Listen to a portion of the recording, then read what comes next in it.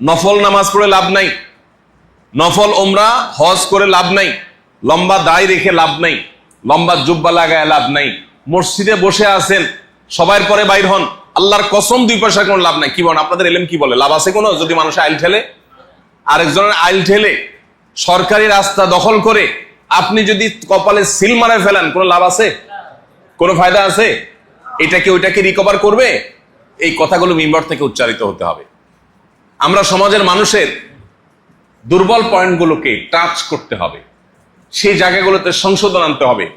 এটা হলো তাজদীদি ভূমিকা, এটা হলো মুজাদ্দেদানা কর্মকাণ্ড, এটা হলো সংস্কারমূলক কর্মকাণ্ড।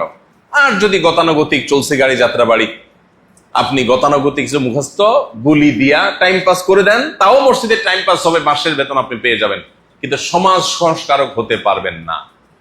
মফস্বলের গ্রামের মানুষের যে অনাচারগুলো আছে, অনেক সময় এগুলোর ব্যাপারে সেই ফিলিংস বা সেই সেন্সও আমাদের থাকে না।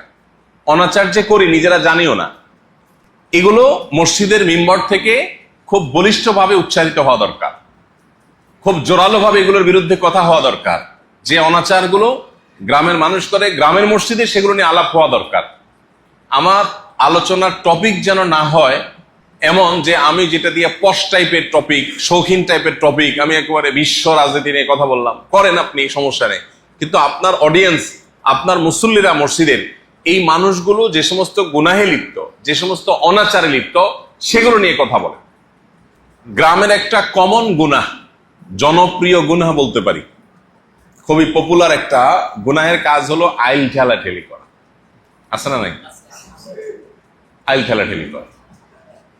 অবাক করা ব্যাপার হলো, হাজি সাহেব, গাজী সাহেব, নামাজি সাহেব, মহিলাদের মধ্যে বোরকা আলী সাহেব, হাত মোজা সাহেব, পা মোজা সাহেব, কোন সাহেবই দেখা যায় এই ব্যাপারে তার এই সেন্সও কাজ করে না। তিনি একটা এমন কাবিরা গুনাহ করছেন যেটার কোনো সমাধান নাই।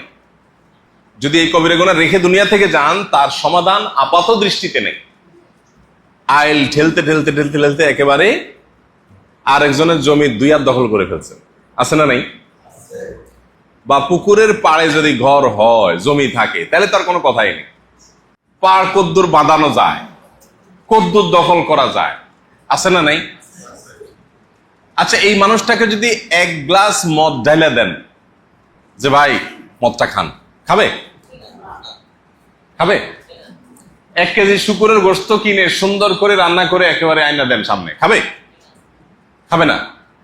আশ্চর্যের ব্যাপার, 1 গ্লাস মদ খেলে যতটা গুনাহ হবে, 1 কেজি শুকুরের গোশত খেলে যতটা গুনাহ হবে, আরেকজনের জমির আইল ঠেললে গুনাহ তার চাইতে কম হবে না। বরং এটা হক্কুল ইবাদ, এটা বান্দার হক, এটা অনেক বেশি মোর ডেঞ্জারাস ওই আল্লাহর হক নষ্ট করার চাইতে।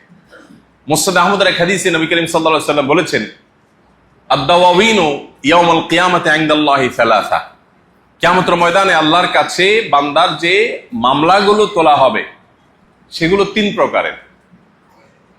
প্রথম শ্রেণী হলো এমন কিছু মামলা যেগুলো শিরকে লিপ্ত হয়েছে, কুফরে লিপ্ত হয়েছে, যেটা মুখরিজ আনিল মিল্লাহ, ইসলাম থেকে বের করে দেওয়ার মতো অপরাধ।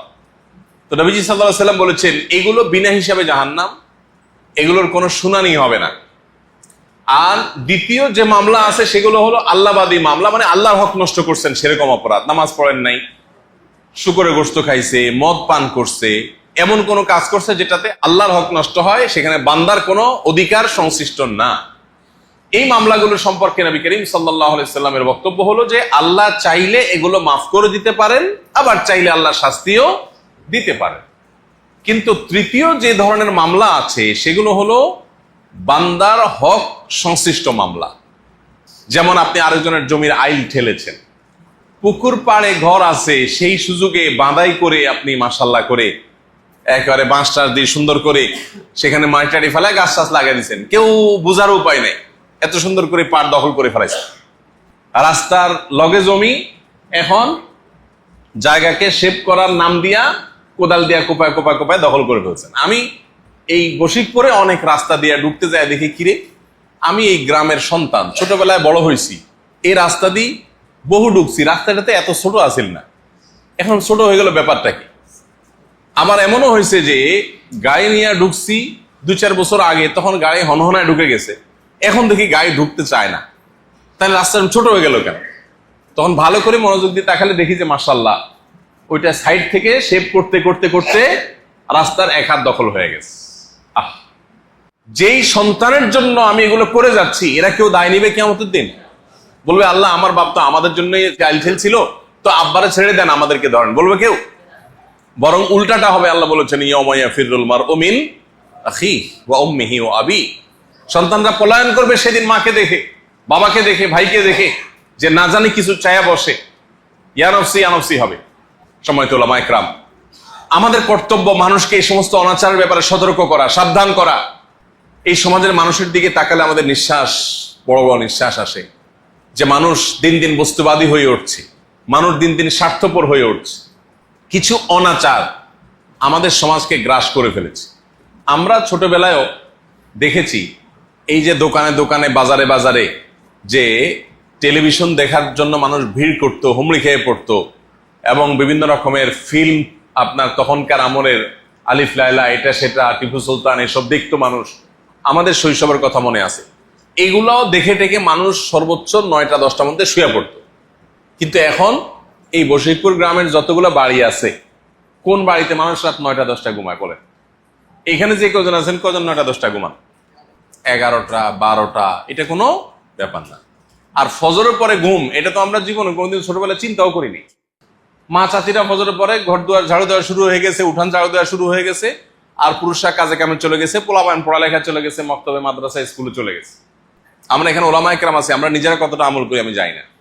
আমি দীর্ঘদিন থেকে একটা প্র্যাকটিস করতেছি আমার বাসায়, দীর্ঘদিন থেকে। সেটা হলো মাগরিবের পরে রাতের খাবার শেষ, এশার সময় আমার বাচ্চারা বাসায় অলমোস্ট মশারি সেট আপ করা শেষ, এশার পরে সবাই যার যার জায়গা বিছানায় চলে যায়, এবং দিনে আর কোনো কাজ করতে পারি আর না পারি, এই সুন্নাহটা আমরা জানি। আয়েশা বলেছেন কানান নবী সাল্লাল্লাহু আলাইহি ওয়াসাল্লাম ইয়াকরাহুন নাওমা ক্বাবলা আল-ইশা ওয়াল হাদিসা বাদা। নবীজি এশার আগে ঘুমানো আর এশার পরে কথা বলা অপছন্দ করতেন। আমি যে 2 বছর হলো প্রায় মাহফিল ছেড়ে দিছি, 3 বছর হয়ে গেছে প্রায় মাহফিল করি না, যত ভিভিআইপি আবদার আসুক পারতপক্ষে করি না। এর অনেক কারণের ভিতরে একটা কারণ এটাও, যে মাহফিল করতে হলে রাত 12টা সোয়া লাগে। সুন্নার বাইরে মাহফিল করে মাহফিলে ইসলামের খেদমত হবে না, আমি বিশ্বাস করি না। আমার পকেট ভারী হইতে পারে, ইসলামের খেদমত হবে না। এই জন্য আপনাদের প্রতি উদাত্ত আহ্বান, যে এলাকার মানুষের পালস এবং তাদের প্রয়োজন, এটা অ্যাসেসমেন্ট করে বুঝে তাদেরকে সমাজ সংস্কারমূলক কাজ যদি আপনারা করেন, আমাদের দেশটা সুন্দর হবে। মুসলিম উম্মাহ হিসাবে আমাদের মাথা উঁচু করে দাঁড়াতে পারবো। আমরা মানুষকে ভালো মুসলমানটা বানাতে হলে পোশাকি মুসলমানের চাইতে আচরণগত ভালো মুসলমান বানানোর প্র্যাকটিস আমাদের বেশি করতে হবে। আস-সুন্নাহ ফাউন্ডেশন, উম্মার স্বার্থে সুন্নাহর সাথে।